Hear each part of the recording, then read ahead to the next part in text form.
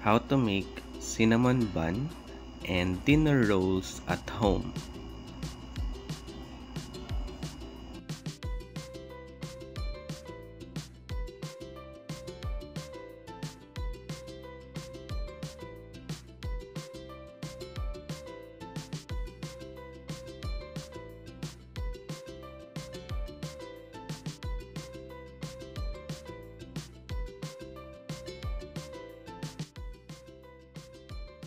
Let's start. So, ito yung ingredients natin.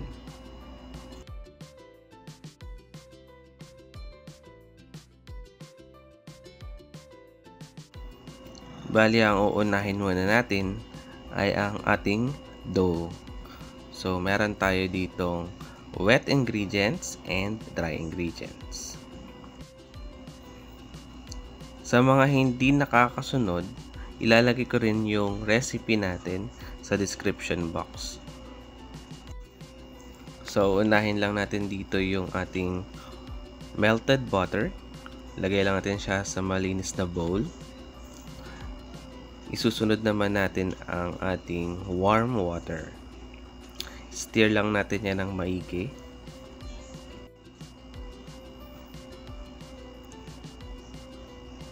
Isusunod naman natin ang ating milk. Dito, pwede tayong gumamit ng fresh milk and pwede ding evaporated milk. On this recipe, gumagamit tayo ng evaporated milk.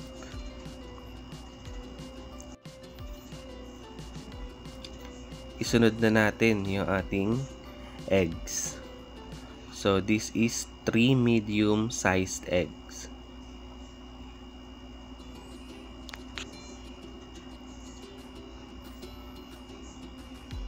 Stir lang natin siya ng maigi bago natin ihalo yung ating instant dry yeast.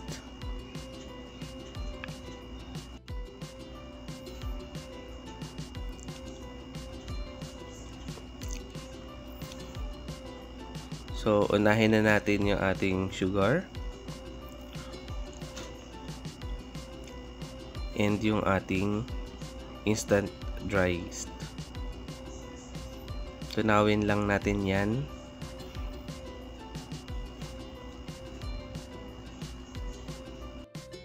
So, isang tip sa pagbili ng instant dry yeast. Huwag muna tayo or iwasan natin na bumili yung mga nakasachet na instant dry yeast. Kasi pwede na hindi na siya active at na-expose na siya sa hangin. I-mix lang natin yung ating baking powder, iodized salt, dun sa pre-prepare natin na all-purpose flour. I-stir lang natin siya para hindi mabigla yung yeast kapag nalagyan siya ng salt. Kasi tandaan natin na pwede din ma-destroy or mamatay din yung mga yeast na nilagay natin kapag direkta siyang nahaluan ng salt. Yan din yung purpose natin kung bakit hinahalo muna natin siya sa flour natin bago natin ihalo dun sa mismo wet ingredients.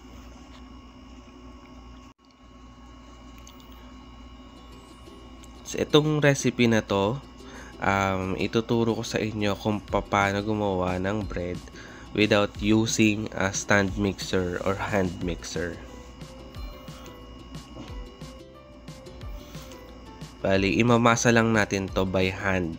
Kaya tignan nyo maigi yung stages ng ating dough from sobrang sticky tapos magiging manageable na siya kahit wala tayong ina-add na additional na harina.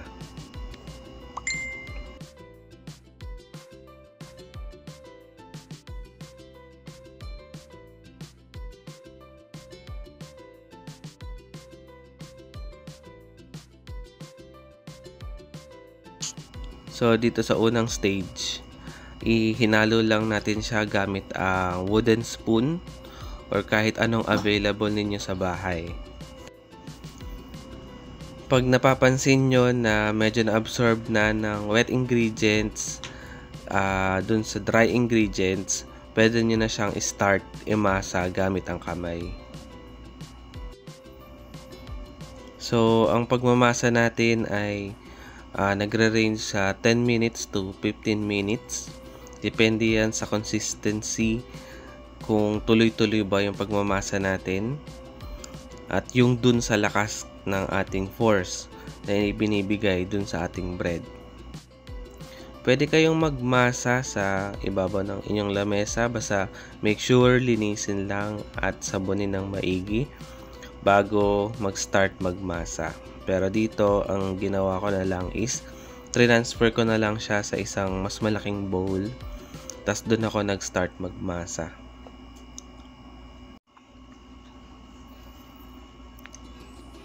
Yan. Ang technique natin sa pagmamasa ay stretch and fold lang. So, laging ganun lang yung ating gagawin.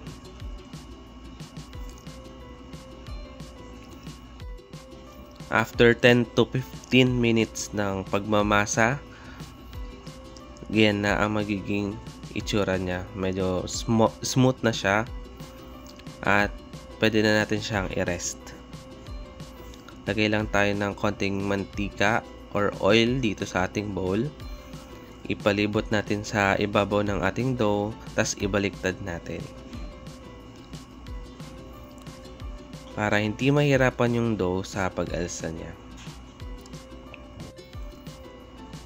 I-cover lang natin to gamit ang cling wrap, or kung wala naman, okay na kahit yung damit or cloth. I-rest lang natin to for 1 hour sa loob ng oven na hindi nakabukas ang function pero nakabukas ang ilaw. Yan, so habang nire-rest natin yung ating dough, gagawa muna tayo ng ating cinnamon filling. Mag-ready lang tayo ng softened butter, around 2 tablespoons. Ihahalo natin yung ating ground cinnamon. Tapos ihahalo lang natin yung 1 cup of brown sugar.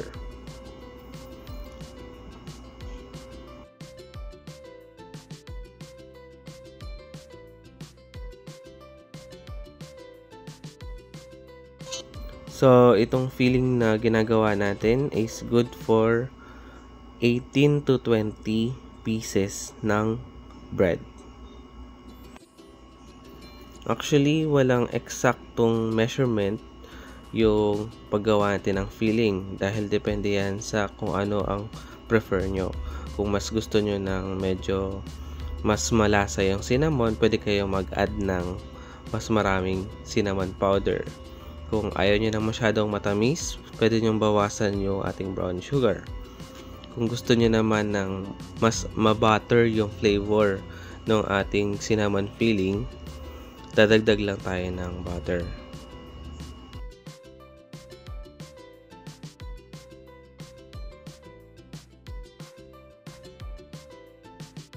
Bali, hindi ko na siya naipakita dito, pero nag-add ako ng around 1 tablespoon pa na butter.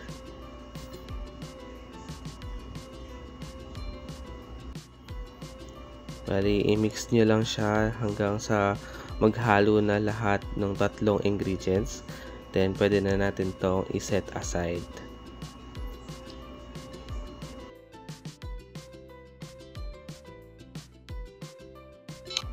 Kaya pala, dahil for 20 pieces lang ito ginawa kong filling, gagawa rin kasi ako ng dinner rolls. Gamit lang ang same dough. Yan, after 1 hour,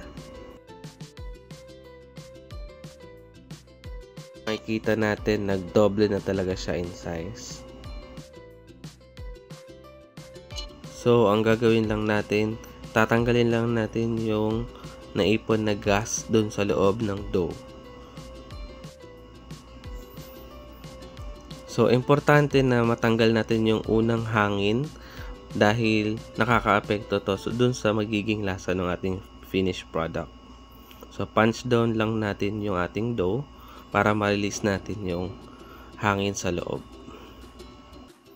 Usually, nagiging maasim yung lasa ng bread kapag hindi natin natanggal yung hangin sa unang alsa. Kaya importante na ma-punch down natin siya. Bali, ready na tayo para i-portion yung ating dough into small pieces. Depende na sa inyo kung anong laki yung gusto nyo dun sa inyong kakalabasan na bread. Pero yung aking gagawin is around 65 to 70 grams per piece.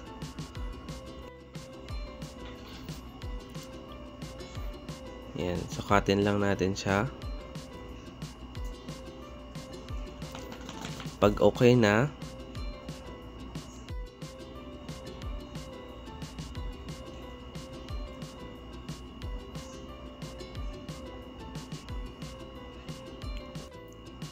hahatakin lang natin paloob yung dough hanggang sa kuminis yung ibabaw niya.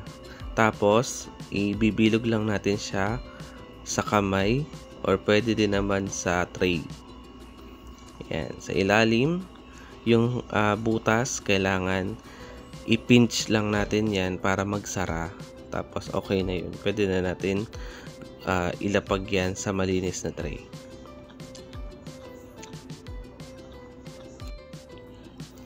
Same procedure, 70 grams per piece.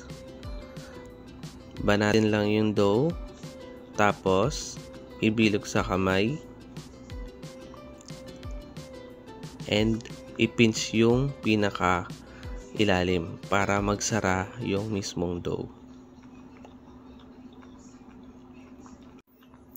So, tulad ng nabanggit ko kanina, dito sa dough na to, same dough, gagawa rin ako ng dinner rolls or monay.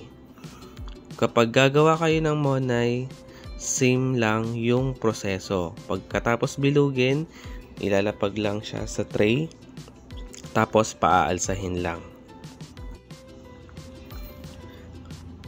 Kapag umalsa na, lalagyan lang natin siya ng, ibabrush lang natin siyang milk sa ibabaw, tas ready na siya for baking. Mamaya ipapakita natin kung ano yung itsura niya kapag gumagawa na tayo ng monay. Pero this time, tatapusin ko muna lahat ng pagpo-portion, tas babalik tayo maya-maya.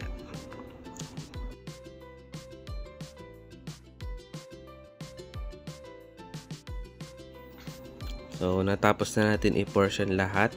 Mapapansin natin, yung unang batch na gawa natin is umalsa na kagad siya.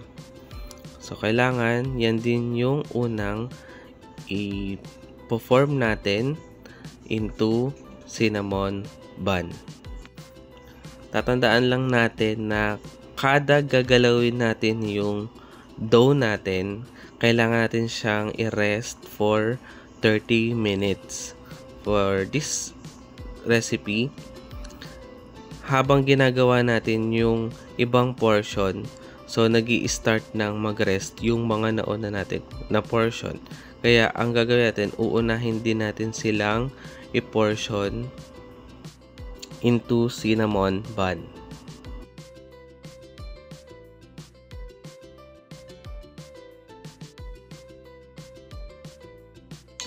Bali, kukuha lang tayo dito ng kutsilyo. At kung gusto nyo gumamit ng rolling pin, pwede naman. Pero ako, ang gagawin ko lang is iro-roll ko lang siya by hand.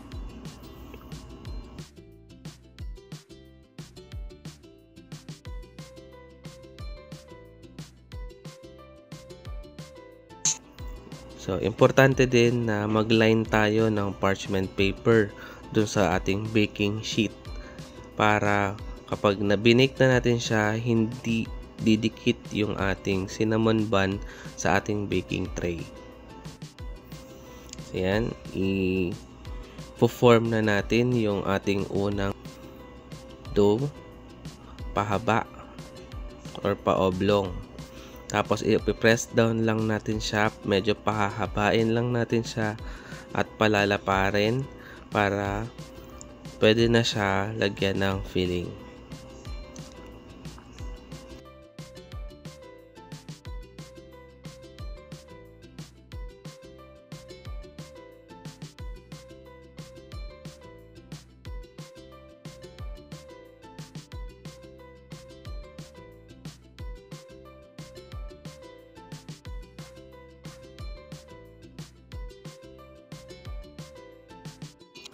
Sa paglagay ng filling, kung gusto nyong consistent ang filling ng lahat ng bun na gagawin ninyo, pwede kayong gumamit ng scooper or 1 tablespoon.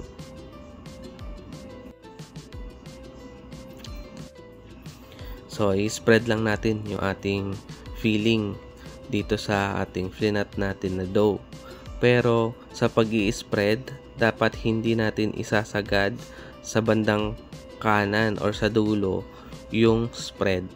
Dapat mag-iiwan tayo ng about 1 inch dun sa dulo para mamaya kapag binibilog na natin siya, meron tayong space na ididikit dun sa mismong dough.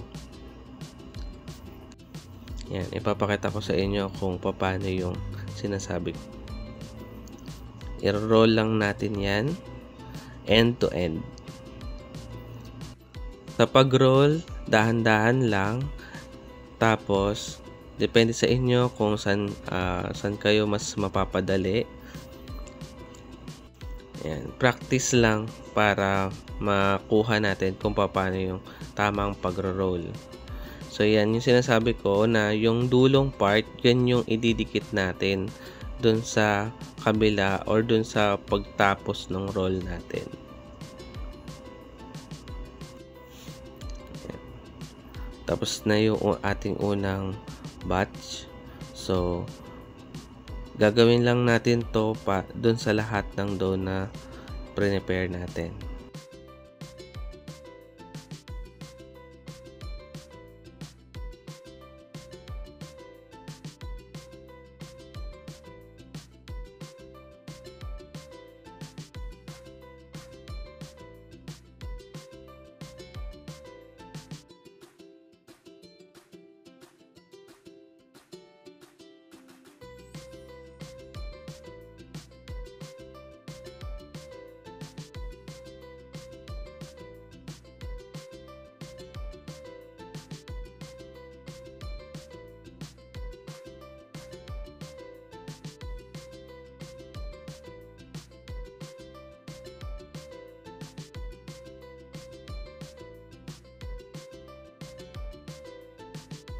So, tatapusin lang natin yan lahat. And ipapakita natin pag natapos na natin siyang lagyan ng fillings. So, okay na. Natapos na natin lahat. Nakagawa tayo rito ng around 20 pieces. 70 grams per piece. So, dito yung unang batch na ginawa natin. So, yan, medyo umalsa na siya. Tapos, kung mapapansin nyo, yung dulong part is hindi na siya dumikit. So, ang gagawin lang natin is ipipinch lang na din natin yung dulong part ulit para dumikit siya.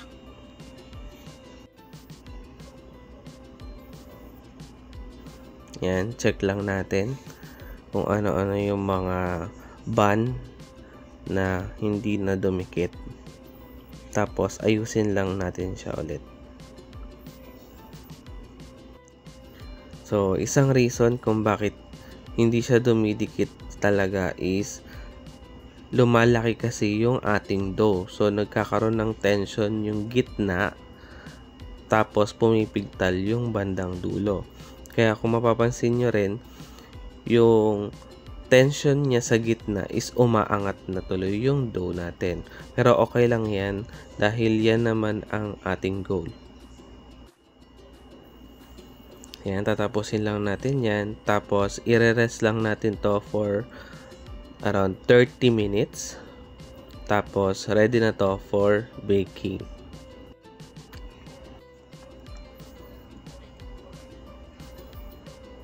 Yan. Mapapansin nyo, medyo pinipress ko lang siya pababa dahil mamaya pag nag-bake na tayo, aangat palalo yung ating buns. So, para mas ma-maintain natin yung kanyang itsura, i-press down lang natin siya ng kaunti.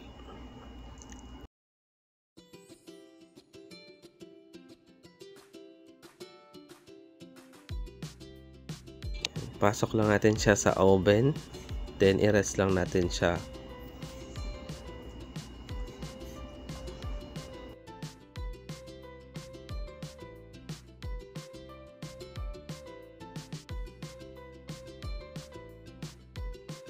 Bali, yung ibang dough na natira, ginawa ko na lang siyang dinner rolls.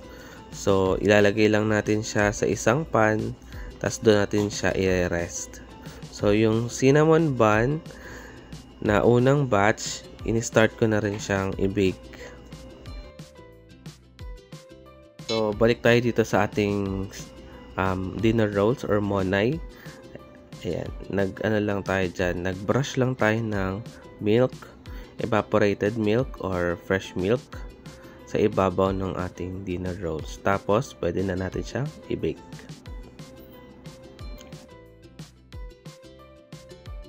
So, habang nakasalang yung ating cinnamon bun, magpe-prepare na tayo ng ating glazed. So, kuha lang tayo ng powdered sugar. Lagyan lang natin siya ng konting milk. Then, kumuha lang ako dyan ng around 1 tablespoon ng tubig. Ihalo lang natin yan dyan hanggang sa makuha natin yung right consistency. Dapat hindi masyadong runny yung gagawin natin na glazed para hindi siya bumagsak agad kapag ilalagay na natin siya dun sa ibabaw ng ating cinnamon bun. So, dito i-adjust ko pa siya. Dadagdag lang ako ng kaunting powdered sugar. Tapos, hahaluin lang natin siyang ng maigi hanggang sa makuha na natin yung right consistency or yung gusto nating consistency.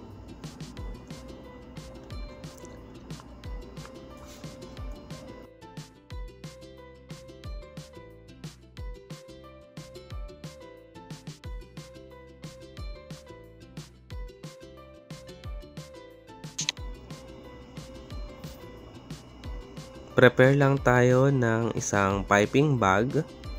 So, dito gumamit ako ng ni-recycle na piping bag. So, ito yung balot ng powdered sugar.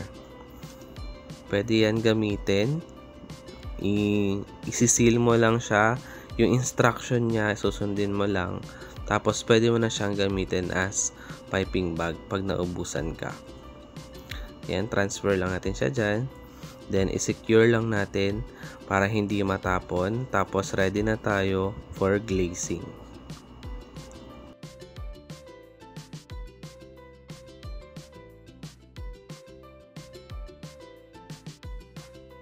Ayan, okay na yung ating unang batch ng cinnamon bun. So, gugupitin lang natin yung ginawa nating glaze. Tapos, start na tayo mag-glazing. So, at this point, nakasalang na din yung isang batch ng cinnamon bun.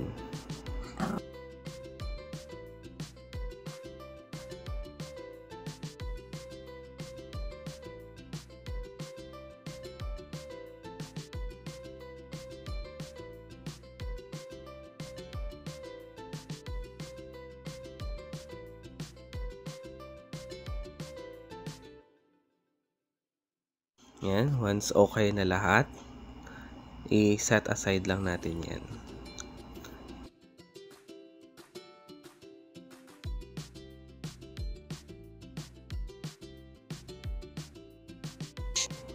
Bali, sinalang ko na din yung ating dinner rolls.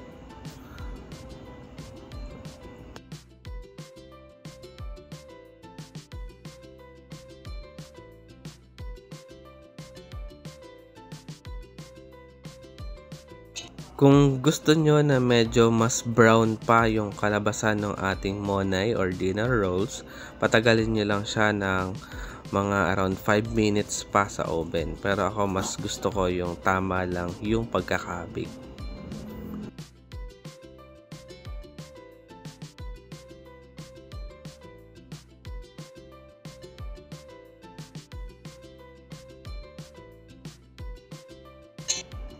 Okay, natapos na natin lahat. And i-try na natin yung ating cinnamon bun.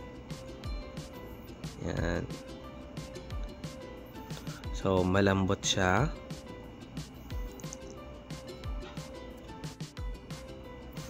Tapos titignan din natin yung kanyang loob. Yan, sobrang lambot niya.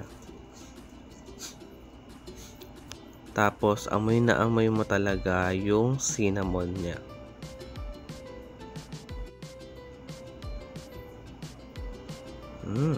So, ano pang iniintay nyo?